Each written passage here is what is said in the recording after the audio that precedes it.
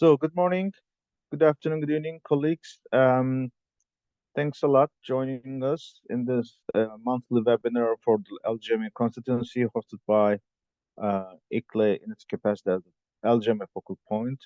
We will just give a couple of seconds for all the colleagues to settle down, um, and then we will kick off gradually.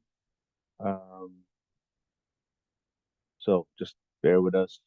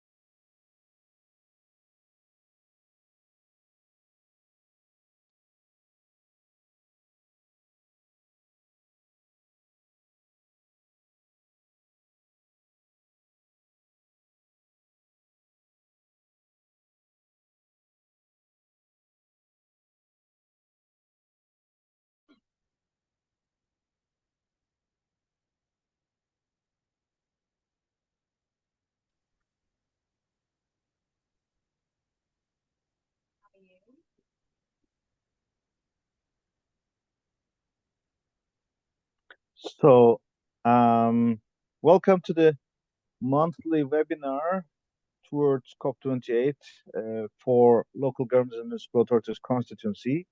My name is Yunus Erkan. I'm the Director of Global Advocacy, and I'm also the focal point of the LGMA constituency. For those who have joined for the first time, this webinar is recorded. You can intervene anytime by typing in the QA box or chat box. We usually take us ourselves through a presentation, which lasts around 40 minutes or so, and then open the floor for Q&A, and that's usually the format. In case there's any burning issue, we could also let you in. For today's webinar, we have special guest, most importantly, our colleague Asif Nawaz Shah from COP28 presidency. He will join us in the first half, and because of his time schedule, he may have to leave before the half hour. Asif is already online, and I see him. Thanks for joining us, Asif. So, Asif, I will just take us through some basics, and I will give a break when it comes to the ministerial and COP28 presidency agenda and hand over to you. I assume, do you have any presentation, or would you like to just talk verbally? Verbally is your choice. Great. Okay, during the session, we will also hear updates from our colleague from Committee of the Regions, and as usual, we will also conclude with our colleagues from ICLE Studios Biodiversity Agenda for an update on the biodiversity negotiations and activities. So without further ado, let's kick off rapidly. We are the voice of subnationals, and we are the voice of cities, towns, regions in the UNFCCC process. We influence the negotiations agenda. We contribute in setting the action agenda, which is an evolution since Paris Agreement. We collaborate with COP28, COP presidencies, and we are very delighted that every year we're advancing, we are building on our previous relations, and every presidency is really encouraging very actively dialogues with us, and we will hear more from the COP28 presidency, this time from Asif.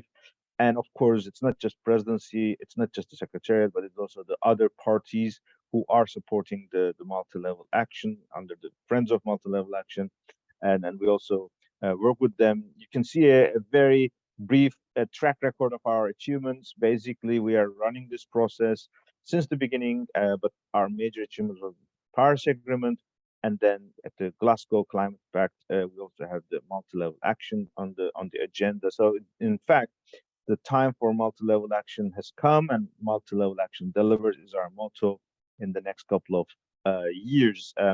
We have, as LGMA, it brings around 50 partners.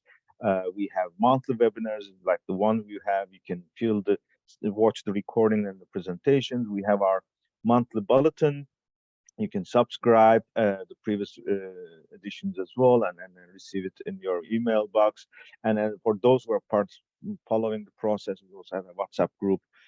We are also advancing, because that's our strategy, that we have to be more systematically following each thematic agendas. And that sense, we have an adaptation working group, a finance working group, and loss and damage finance, a separate working group as well. Um, for the Dubai COP, we have prioritized our three themes: operationalization of surge, or in particular what we achieved in the previous presidency, in particular the ministerial and surge as an umbrella initiative. Second, the stock takes, and we have already kicked off a number of sessions, and we would like to make sure that this brings the momentum to the national and global stock take to be concluded by Dubai. And we will accelerate our UNFCCC engagement, especially the year round, but also concluding with the LGMA pavilion. Um, uh, the the process of the climate negotiations is a cyclic process. Every year, the country who presides the conference of parties continues their activities throughout the year. In the middle of it, there is the UN Bonn Climate Conference in around June. Uh, the logic is that the presidency, who has hosted the COP after this June session, gradually turns, let's say, uh, not phase out, but gradually phase down their engagement. And it's then the new presidency coming up. Um, this year's presidency has already announced their leadership. In early as January, we have the president, who is the uh, special envoy, Minister of Industry, but he also has a number of hats, including ADNOC, the oil company, but also the Masdar city. We have high-level climate action champion. We have it for the first time ever, youth climate champion. Similar to the previous year, there's a domestic coordinator. Youth and domestic coordinator are not a UNFCCC mandate positions as of now. It's more initiative of the presidency. And for the subnational engagement, we have Asif Nawaz Shah, who is leading our agenda. Throughout the year, we are following three basic categories of events. One, the ones related to UN and UNFCCC. The second one are the global or national events. These are the ones who are not necessarily strictly abiding by the UN procedures, therefore engagement modalities may be a bit different. Then we have our own agenda, LGMA, our summits, our events, our conferences. So that's shows the complexity and diversity of the topics. In this webinars, we usually take a stock of what has been achieved from the last one. The last webinar was in June, 26th of June.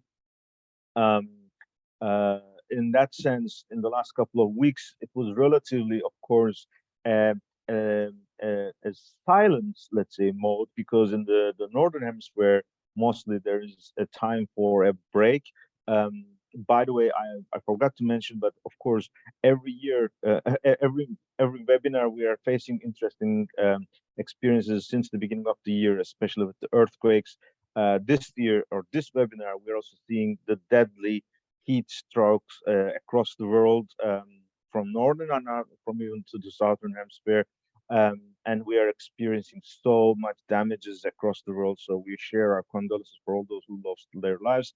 I am also currently participating from a region which is heavily under heat crisis, from Mediterranean.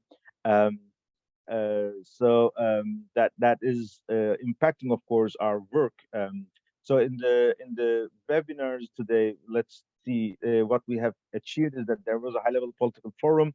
There was a review of SDG 11. There was not a focus on climate action, but SDG 11 was a big discussion, and obviously there was a relation to urban action and climate action. These days, we are having the UN Food System Summit. In that sense, we will have some side events, and also urbanization community is also acting there. So we will see how this will feed into the climate COP, because food will be an important topic. At the global and national level, we will hear from ASIF, Ministerial on Climate Action. It's a spatial initiative of EU, Canada, and China, but it was an important agenda-setting initiative because these countries are mostly the most active ones. We had seen in Japan the G20 Urbanization Ministerial. I will briefly touch upon it in the next slide after Asif. And last week there was also the Clean Energy Ministerial in India, and that was also an important point, because there's a discussion on urban innovation and mission innovation as well, because Clean Energy Ministerial is also important for the breakthrough agenda. And from the LGMA perspective, we have participated at the second loss and damage finance workshop in Bangkok. It was Scottish government and in person, and others virtually. We will hear from our colleagues later on their perspectives. Urban 20 Mayor Summit was held in India, and almost on the same date, we had the Urban 7 press release to commend the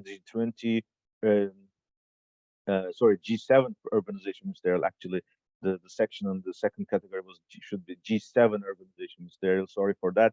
And Urban 7 continued to take its seat in this table, and it was even going forward, and we'll hear more on that.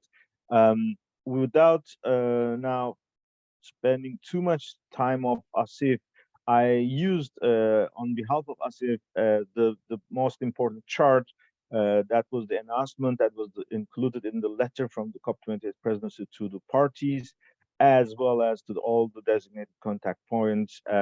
And it was attached with a number of pages of document that shapes the perspective. So in the below, you see the LGMA expectations, but let's first hear from Asif. How is COP28 presidency preparing for COP28, but also especially the subnational engagement? Thanks a lot for joining us, Asif, but also all your support since the beginning of the year. We are delighted to have this very fruitful and frank and very, very encouraging dialogue with you. So on your behalf, we'd like to thank to all COP28 presidency, but now the floor is yours. You can unmute yourself. Thank you. Yeah.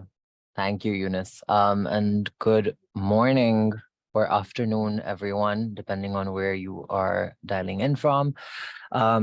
It's a pleasure to be here. As Yunus said, my name is Asif Nawaz Shah. I work in the COP28 presidency within the partnerships team, specifically looking after our non-negotiated outcomes on subnationals and sustainable cities more broadly. So I wanted to take the opportunity to touch on something Yunus mentioned earlier, which was the Ministerial on Climate Action that took place on the 13th and 14th of July.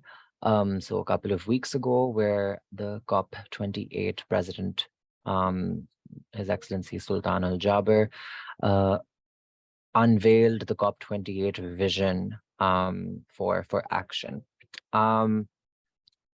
Both in his speech at the ministerial and in a letter that was shared with parties and observers and is also published on the COP28 website. I'm sure many of you have already seen it, but just going to drop the link in the chat in case as well. So, of course, we all know that COP28 is going to be the stage for the culmination of the first global stocktake of the Paris Agreement. It's going to highlight those gaps in between commitment and delivery that we all know are there. But it's also going to be a really critical opportunity for us to respond to those gaps and identify how we're going to fill those gaps in the remainder of this decade. And in order to do that, the COP28 presidency, as articulated by the president, has identified 4 paradigm shifts or action areas along which this response must follow. The first is around fast-tracking the energy transition and slashing emissions as needed before 2030. The second is really transforming the global climate finance system, delivering on existing promises such as the 100 billion, and setting up the framework for a new forward-looking deal on finance. The third is really putting lives, livelihood, people, and nature at the center of the climate agenda and bringing those elements and those areas much more strongly into the climate discussion than ever before. And lastly, making sure all of this is underpinned by a sense of full inclusivity, whereby actors are mobilized even those beyond the party process are mobilized and empowered to make their contribution to this collective response to the global stocktake that is required of this COP. So what does that look like? Across each of these four pillars, there's a kind of threefold approach.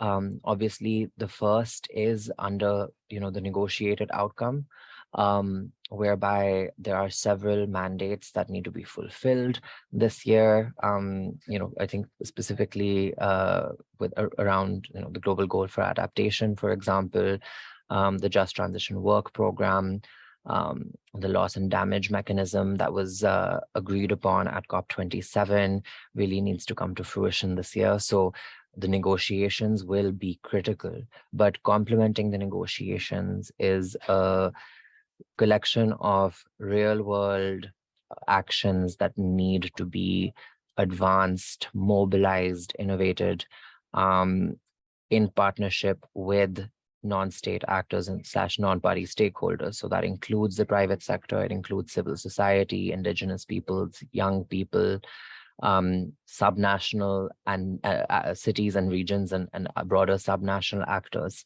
And that's our quote unquote action agenda, which is also the framing for our 2-week program at COP.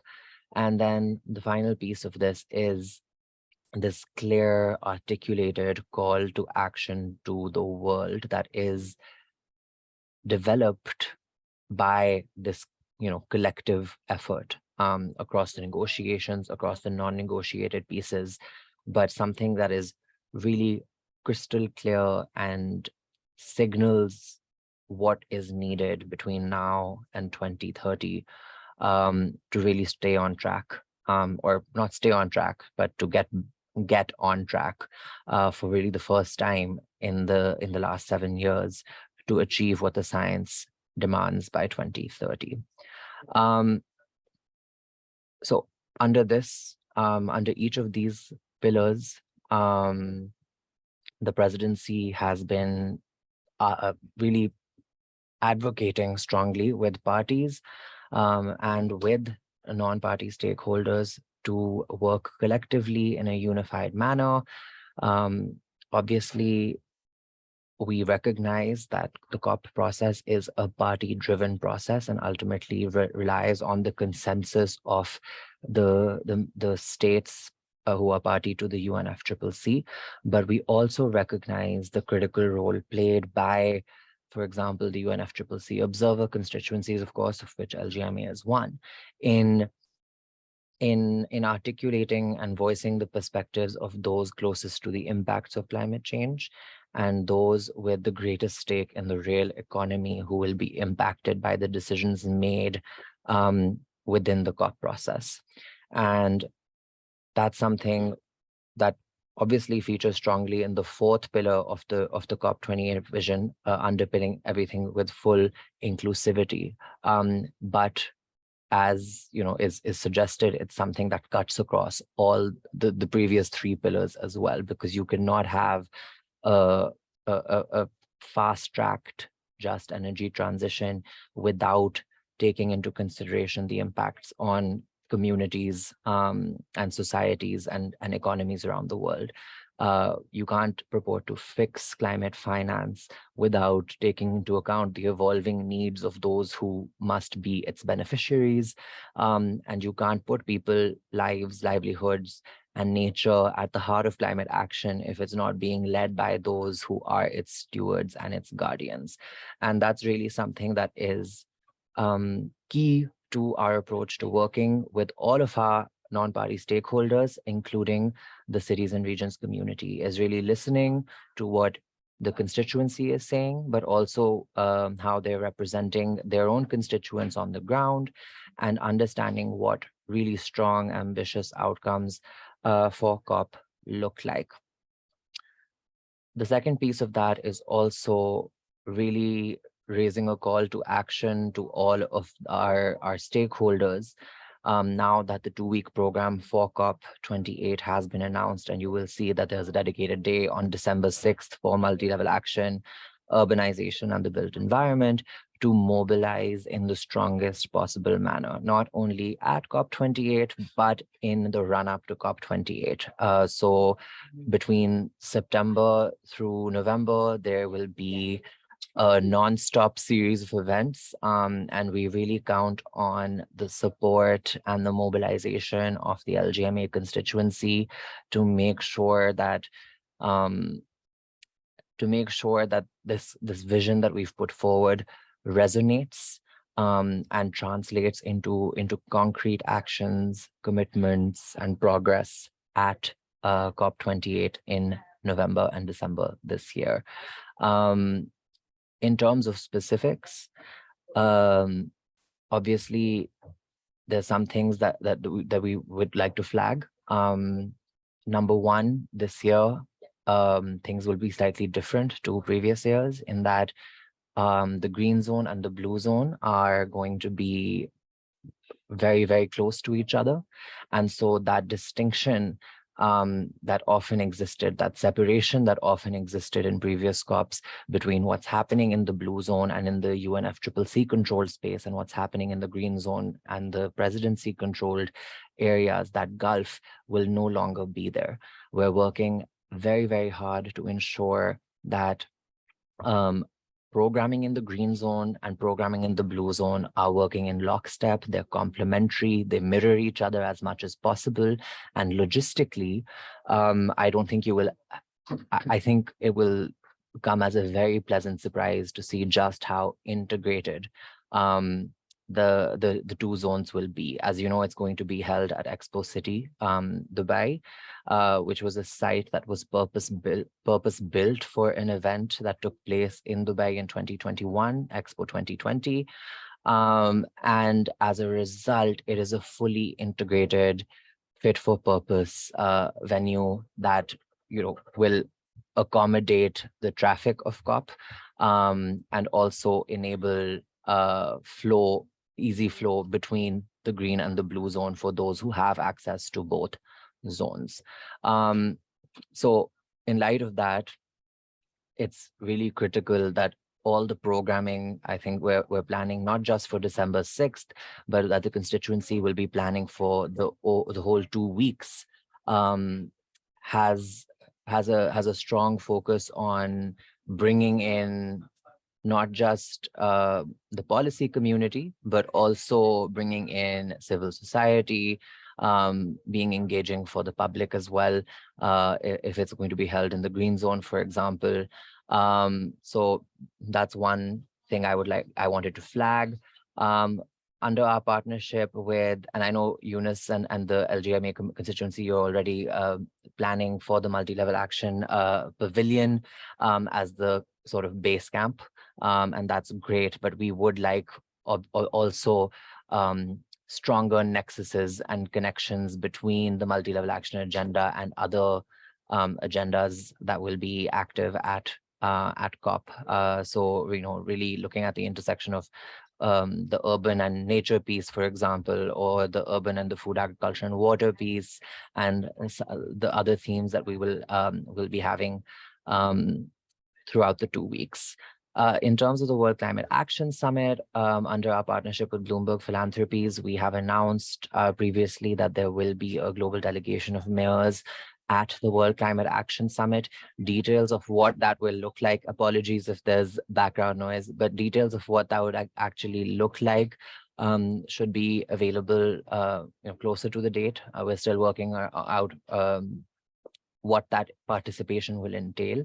But we're very keen to ensure that that level of leadership and climate action is inclusive of all levels of government. And it's not just something that is reserved for heads of state.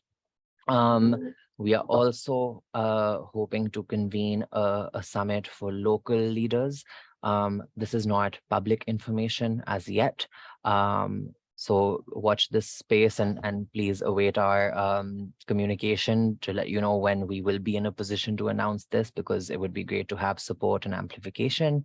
But we are potentially going to be hosting this at the beginning of the first week as kind of a complement to what will be happening at the World Climate Action Summit. And this will kind of be the kickoff moment or the curtain raiser moment to the local climate action community's engagement at COP throughout the 2-week program, and set the stage for what will happen on the December 6th multi-level action day. On that day, the focus will be on convening, obviously, we've already talked about COP28 being a moment where, kind of a historic presence of local leaders, ranging from, governors and mayors to business leaders, parliamentarians, civil society leaders will be in attendance and will be engaged. In terms of the themes that we want to really drill down on that day, looking at the decarbonization and resilience of the built environment and infrastructure is a big one. The advancement of people and planet friendly mobility and freight modes is another.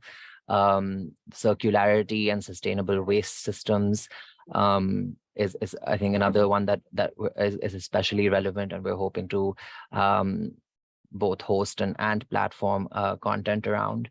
And then obviously throughout the rest of the 2 weeks, ensure that there is kind of a mainstreaming, so to speak, of cities and subnationals along those other themes as well.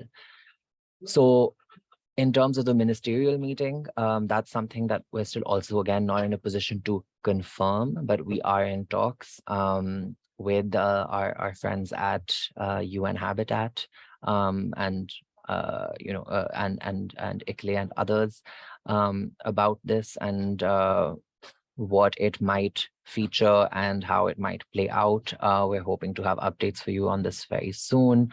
And I just want to flag another thing, not specific necessarily to COP, but in the lead up is, I think, given the global context at the moment, and Yunus alluded to this with when he mentioned earthquakes and now the current global heat crisis, I think the cities and subnational community are really just critically well placed to articulate the impacts of these disasters on people on the ground, on communities, and on places that aren't always heard from. And so I think a great way, and this lines up with the Stocktake for Climate Emergency initiative that ICLEI and LGMA have been pushing, is really surfacing these stories in the lead up to COP to build momentum. I think is something that would be really effective. So we'll be looking forward to working with the constituency and other partners to make sure that groundswell is created in the lead up to COP28. But I'll stop there. And in case anyone has any questions, Yunus, happy to answer. Thank you, Asif. Just first of all, thanks for this really comprehensive and very, very exciting and encouraging updates. Just to check, how much time do you have for today's session? Will you leave immediately, or how's your? Yes, I'll have to just, I have another maybe 5 to 10 minutes. Good. So in case any points for clarification from our colleagues, Carl is our colleague from UK. He has been leading Commonwealth Local Government Forum, but now he's freelance and he's an advisor to a number of institutions and his local community as well. He's reporting about the Commonwealth Local Government Conference. It is important because on the way last year, Commonwealth heads of state also adopted an organization declaration along with G7 heads of state as well. So this will be in Rwanda. He's noting in the chat box. I'm expecting that COP28 president will actively involve, but Carl or Ralga Ladislas, who has been also part of the LGMA constituency, I don't think he's here today, but it will be really good to check with you, Asif, on how we can make sure this 13th and 17th of November could strengthen. And in the next slides, we will also go through the regional climate weeks and other agendas. So let's make sure that there is a continuity among all these, let's say, stops on the way to Dubai. I haven't heard anything else. You can comment on it, or we can continue so that when you want, you could leave as soon as you want to. So just quickly, thank you for that information. It would be great to get more information. If there's a tentative program or agenda for the conference, that would be good to know as well. Just in terms of those specific moments we're looking at leading up to COP28, obviously the regional climate weeks are one.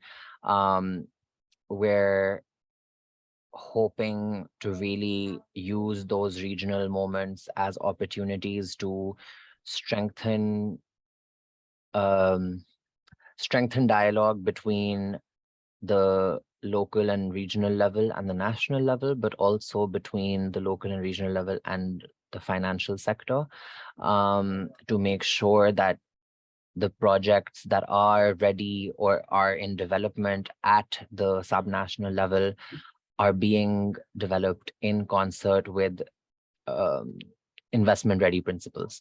And so that's something that we're eager to do, and eager to engage the constituency on as well. Obviously, I think we've already been engaged with some partners on this. So those climate weeks are going to be critical moments. We're also looking at the UN General Assembly and a couple of other moments through October and November. But we also want to make sure that it's not just physical events that we're capitalizing on, but there are also digital moments where impact can be made. So welcome inputs from the constituency on how this can be done effectively. So Asif, while you're talking, I showed the list of regional climate weeks, calendar and venue, and as well as themes. And since you will be leaving shortly, I suggest we give a bit differentiation about our presentation or webinar today.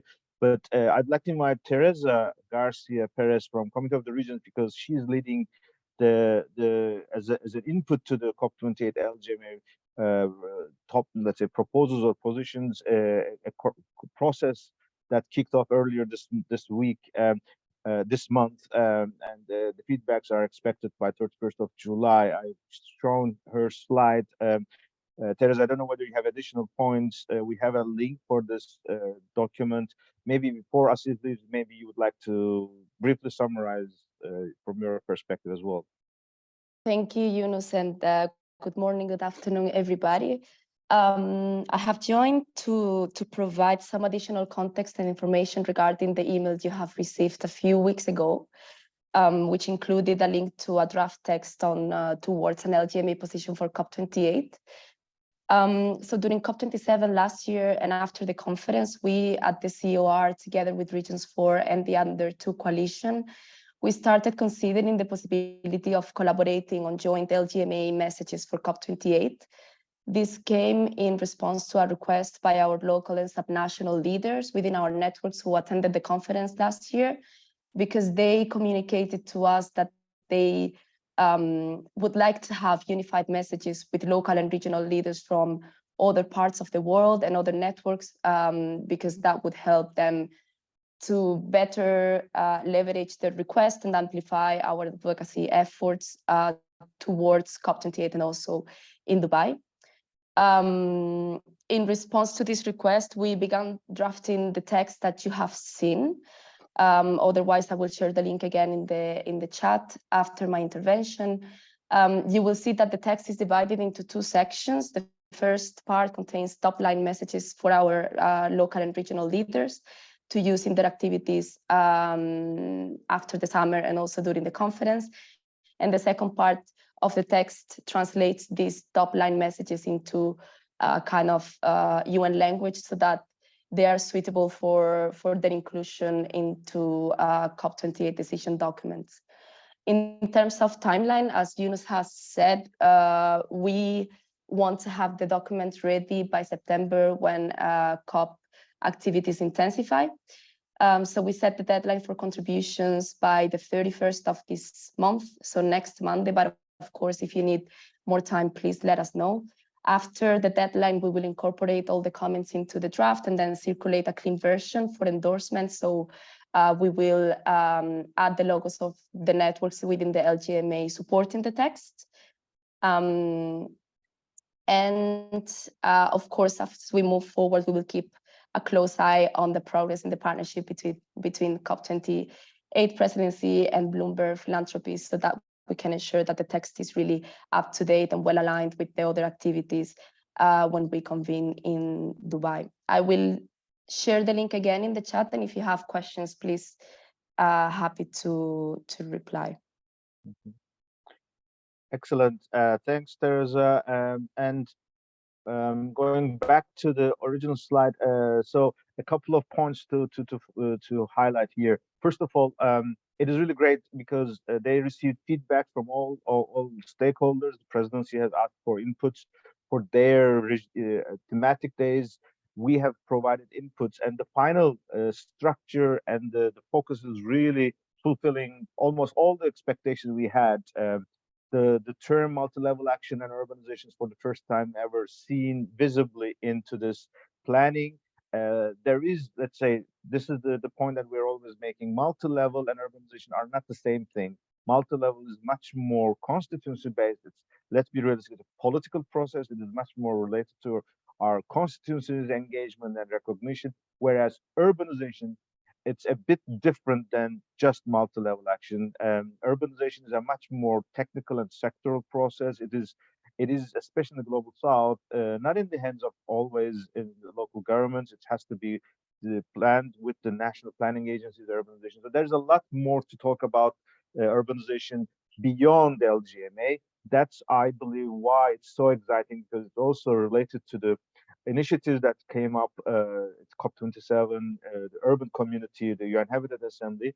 So these are all very good news, and it's also good that it is in the first week. You can notice it is my reading of this, let's say, planning is that the first week is really very hardcore, top topics of the climate agenda. The second week is a bit more. I don't want to create too much differential, but a bit light and even much more, let's say, positive agendas. There are much less arguments on these topics. So the good thing is that the multi-level and urbanization is in the first part. It is connected to finance as well as other themes, and then we will continue to feed these into the second week as well. So that gives us the balance, and it's also good. The outcome from the climate summit, which is heads of state, will definitely be different than the outcome from ministerial and the final COP28 document. And that's one of the most important things. When, after Asif mentioned, you may have noticed that he used the language non-negotiated agendas, but there is already from us always a feeling that we have to feed several things into the outcome negotiation documents. This doesn't mean that we will not act if this is not available in the negotiation text. We will continue to act. So that's what we're doing for decades. But if it is embedded in the negotiation, it's exactly what Teresa mentioned. We have to bring some of those into the official decision so that those commitments, those visions could be then translated into national policies. And one thing that's also for sure, this is a stock take, which is giving the opportunity for a review of what was achieved and not achieved in the past 7 years. but it's also at the same time kick off the second phase, the next generation of climate action. And that's what we're saying, that this commitment from here will be important to bring the new indices by COP30. Obviously, they will not bring NDCs now, but if we can make national governments to position that multi-level action and urbanization will be at the heart of the new generation of NDCs, that gives us the time to work with them back at home to bring the inputs, the commitments, and the needs and the priorities, so that in Brazil at COP30, we can bring and we can see NDCs much more stronger, much more ambitious, and much more collaborative and inclusive. So that is the atmosphere, and that is the setting that we're all working on. Let me continue further so that then we can have the discussion on other topics. And as if whenever you want, you can silently or vocally leave as soon as you need to. And we Yeah, will, of I course, just keep. want to say Uh, thank you, Eunice. I'll just say thank you to you and to Teresa and the rest of the constituency. Thanks for all the amazing work that you all have been doing and the inputs you've been eliciting. Always very, very helpful and useful, and look forward to staying engaged with more updates and more concrete information in upcoming webinars as well. Excellent. So thank you for the opportunity, and Thanks. I'll see you later today. Yes, Take Asif care. will also join us in the afternoon session. Thanks, Asif. Bye bye. So, yeah, bye bye. A couple of updates other than the COP28. So, last month, or this month now, the G7 Sustainable Urban Development Ministerial took place second time in a row. The first time was in Potsdam under the German presidency, and the second one now is under the Japanese presidency in Takamatsu. I put here these pictures because I really enjoyed it.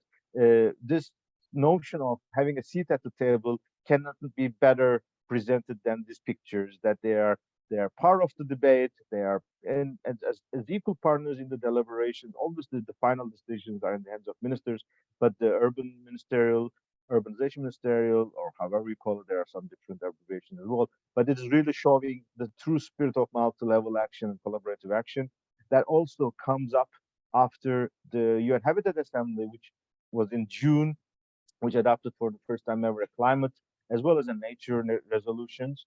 So this is again very good signals. Urban 7 was represented by the mayor of Kobe. Other than Urban 7, we also had UN Habitat Executive Director and OECD Deputy Secretary General.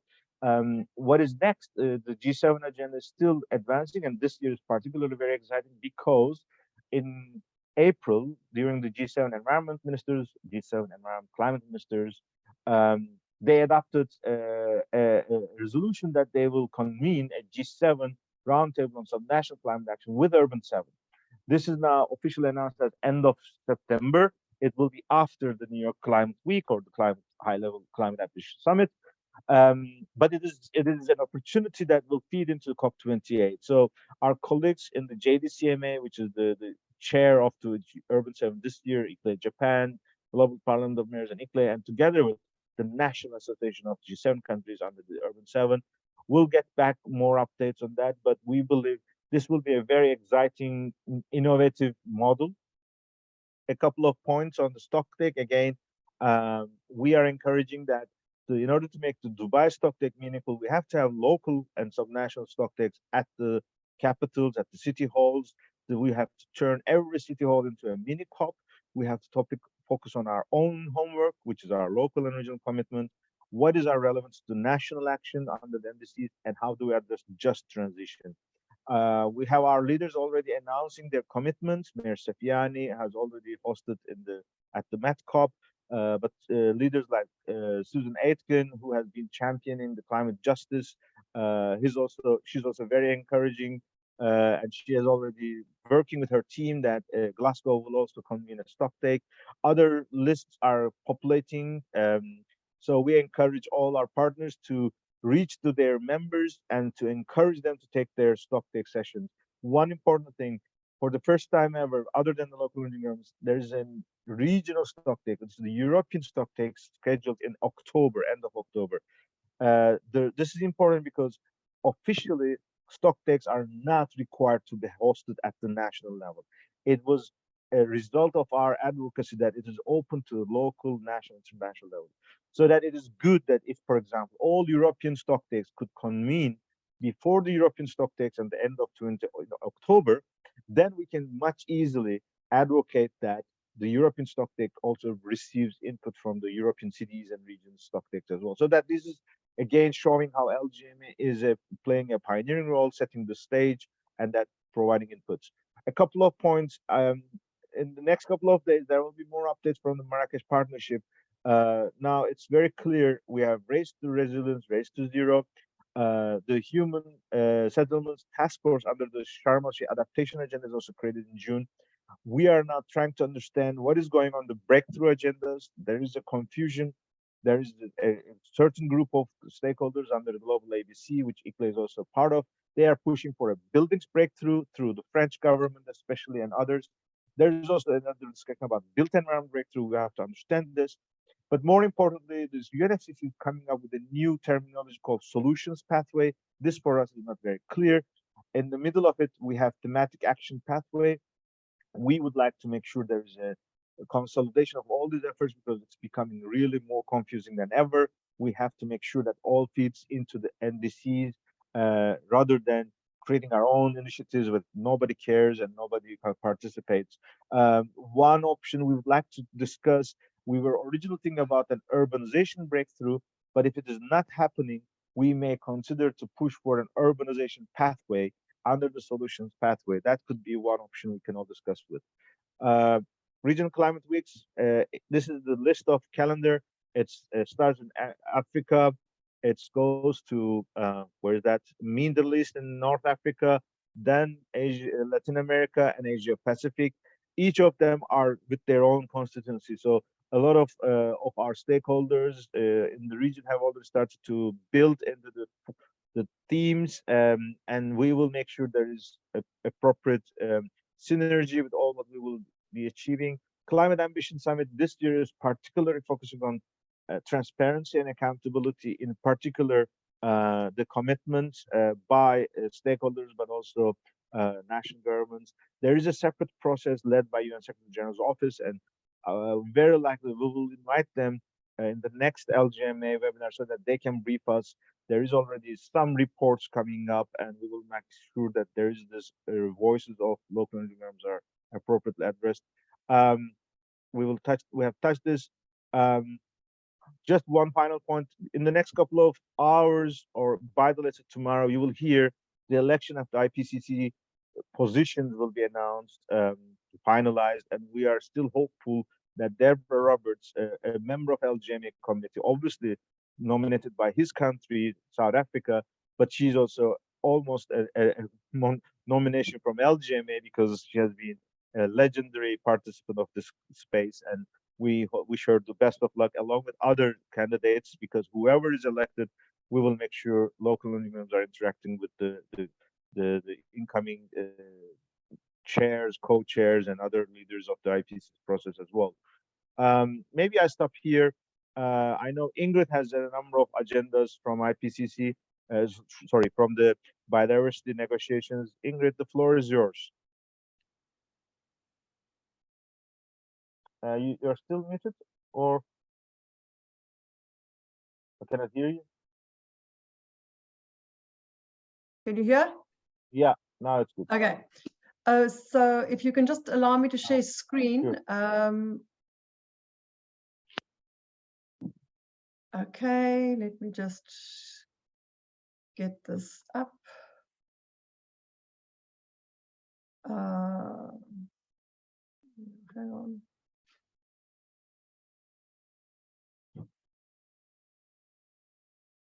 It's not the one I want to show. Hang on.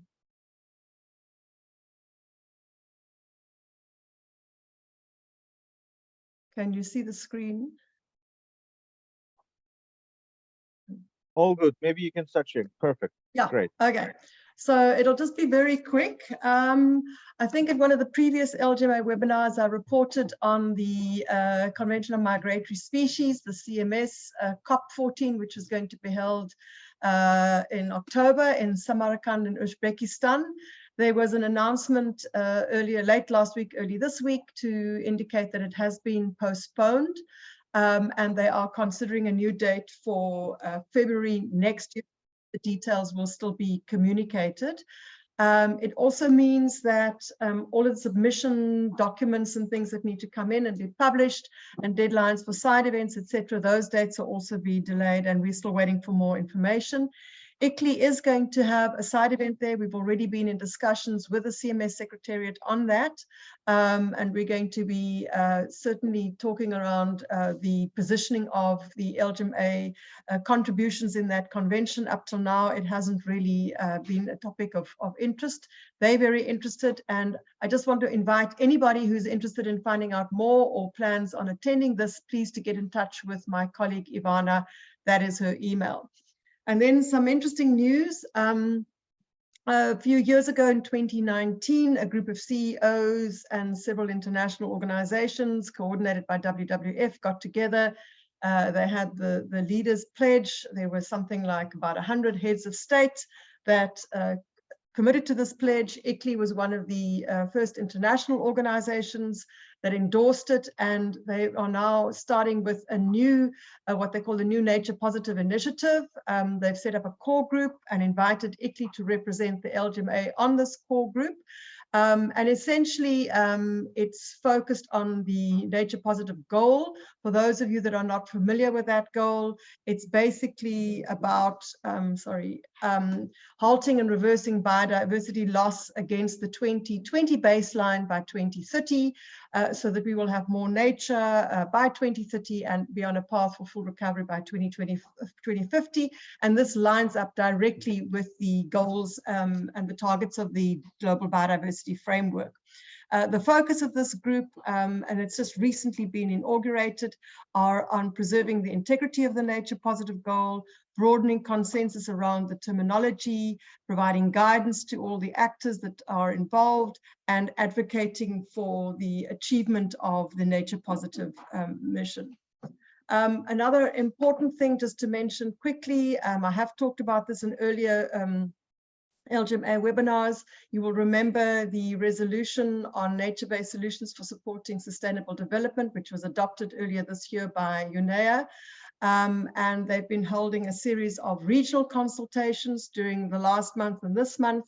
The last of these was held yesterday and today, the Asia Pacific consultations. The focus of these consultations are very specific around compiling examples of best practice, around suggestions and best practice for proposals, criteria, standards, guidelines, and then also identifying options for supporting sustainable investment in nature-based solutions. ICLEI, as the LGMA focal point, did participate in the session yesterday, and my colleague Mona Lisa Sen from our office in Asia, in Delhi, made a 3-minute statement focusing specifically on best practices from and examples from that region. There will be a further process, and as the time comes, I'll report on this again.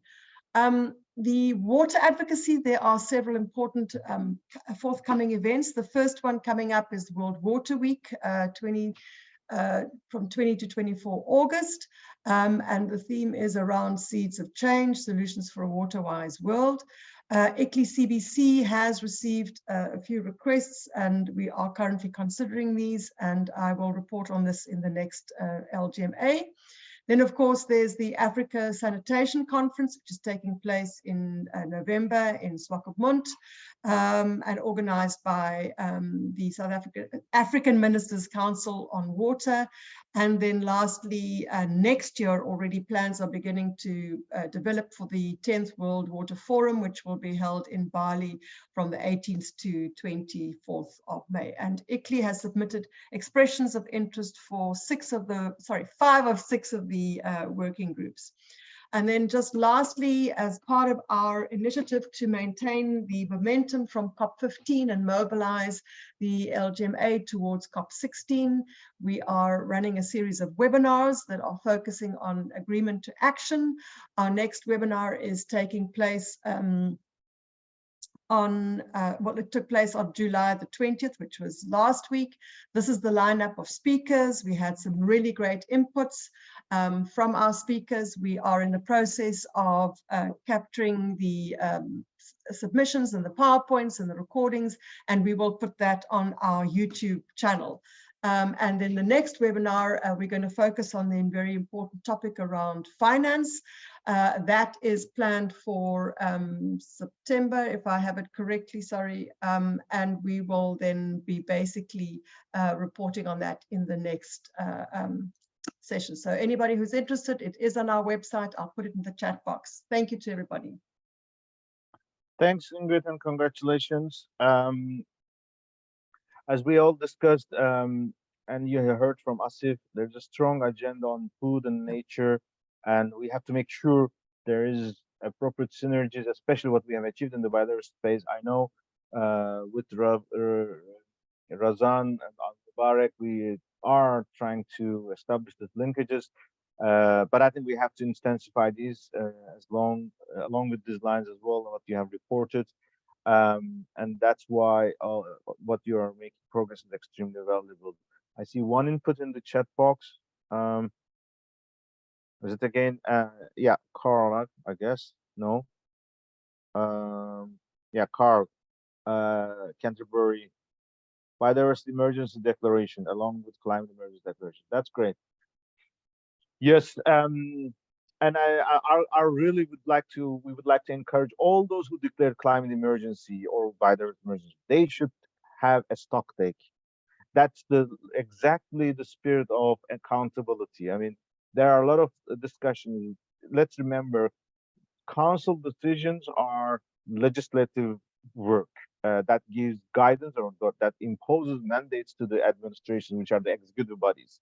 And a lot of executive bodies are also taking their own initiatives, which are committing to race to resilience and race to zero or other processes. So we have to make sure these processes talk to each other. Sometimes there are very common cases that those who declared emergency have never taken action, or those who are making ambitious administration with ambitious goals are not sharing this with their councils. And I think that is something that we have to make sure streamlining or synergizing. And we hope the stocktake process will help this achieve as well as one of the outcomes. I see 3 minutes left.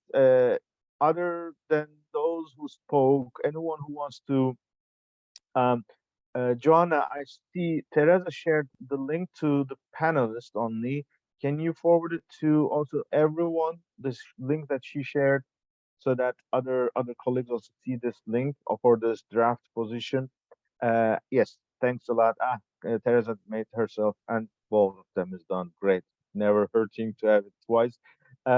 Once again, especially with this process, as Asif mentioned, we want to make sure this drafting is also aligning with what Bloomberg and presidency will be announcing. This, let's remember, this is happening for the first time, that such an ambitious commitment to engage us is coming up, and we do not want to create any confusion, because as we have said, presidency, whatever we were proposing, they are receiving and they are responding to us. This is a very valuable opportunity, and we of course will have to have our own constituency-led proposals, independent as in our autonomous, of course, authority, but we have to make sure that's aligned. That this document, we are trying to make sure that follows this notion. And one also thing, this idea that to work with the nations and the presidency, because Asif, I think, forgot to mention, but in the letter to the parties, he already, the COP28 president already himself invited them to bring multi-level NDCs. So we are trying to bring this a kind of a campaign or a momentum that will be kick off during the preparatory phase, but it will be especially an outcome of the Climate Action Summit, and then backed up by some operational decisions or commitments. And the goal is that this commitment will be delivering results by COP30 when the NDCs are presented. Anything earlier is also welcome. They don't have to wait for it, but we know it's not an easy process. So these are the things that we also have to take into account. So a lot of work to do, and we will proceed, and we will keep each other informed. We will continue with our bulletin that will be coming next week, Monday, and other information are on the way. With this, I'd like to thank you all. Eva is also saying that CMR position is also coming up. That's great. And if not, I think we can announce that this session comes to a conclusion. I thank you all for your participation and engagement. I wish you all a nice day, especially a safe life under those apocalyptic heat waves across the world. Please do take care of yourself and your nature and your community. Bye bye.